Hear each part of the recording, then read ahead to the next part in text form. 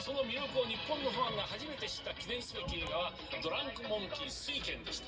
この日本でも大ヒットした傑作の続編がなんと16年ぶりに作られました。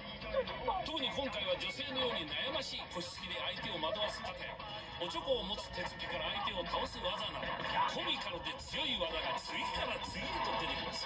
撮影も中国本土の長春から上海へと長期ロケを敢行。世界を飛び回るジャッキーならではの大きなスケールです。これぞジャッキー・チェンというべきアクション大作水拳2、どうぞごゆっくりお楽しみくださいませ。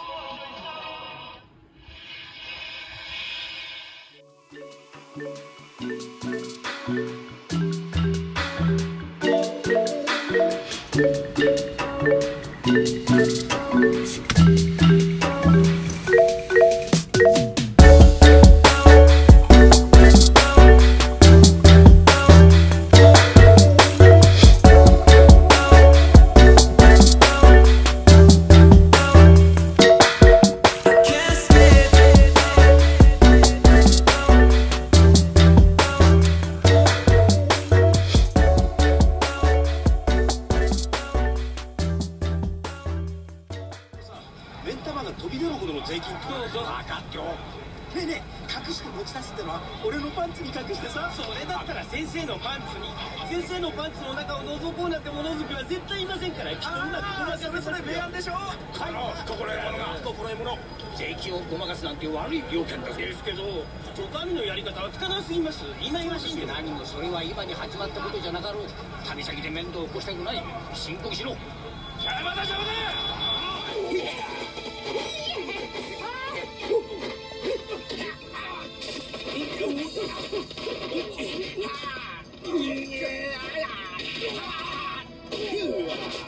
これでもくらえに。大丈夫？